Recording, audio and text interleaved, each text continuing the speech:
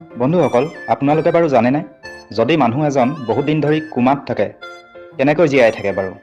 কাৰণ মানুহ যদি কোমাত যায় তেতিয়া তেওঁ সচেতন নহয় আৰু নিজে খাবও নোৱাৰে বা ভোক লাগিলে ক'বও নোৱাৰে। যদি খাবও নোৱাৰে, ক'বও নোৱাৰে, তেন্তে কেনেকৈ নোখোৱাকৈ জীয়াই থাকে? আচৰিত নহয়নে?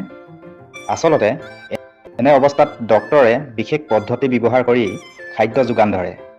কোমাত যোৱা মানুহক প্ৰধানকৈ তিনিটা পদ্ধতিত খাদ্য যোগান ধৰে। Number 1, nasogastric tube. এই টিউবডাল নাকেদি গলৰ দুৱাৰলৈ অৰ্থাৎ খাদ্য নলীয়ে পেটলৈ সুমুৱাই দিয়ে। এই টিউবেদি তৰল খাদ্য, পানী আৰু প্ৰয়োজনীয় ঔষধ প্ৰৱেশ কৰোৱাত সহায় হয়। এই পদ্ধতি সাধাৰণতে কম সময়ৰ বাবে ব্যৱহাৰ কৰা হয়। Number 2, gastrostomy tube. যদি মানুহজন দীঘলীয়া কোমাত যায় তেতিয়া পেটত অলপ সৰুকৈ কাটি এটা টিউব বহুওৱা হয়। ইয়াক গাষ্ট্ৰোষ্টমিক টিউব বুলি কোৱা হয় বা PEG টিউব বুলি জনা যায়। এই টিউবৰ জৰিয়তে খাদ্য আৰু পুষ্টিক প্ৰৱেশ কৰোৱাত সহায় হয়। Number 3, intravenous nutrition.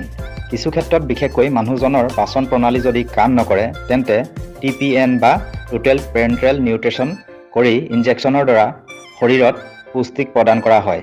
ইয়াত প্ৰটিন, কাৰ্বহাইড্ৰেট, চুগাৰ, ভিটামিন আদিৰ মিশ্ৰণ থাকে। এইটো কোমাত যোৱা মানুহজনৰ অৱস্থাৰ ওপৰত ভিত্তি কৰি চিকিৎসকসকলে উপযুক্ত পদ্ধতি নিৰ্বাচন কৰে।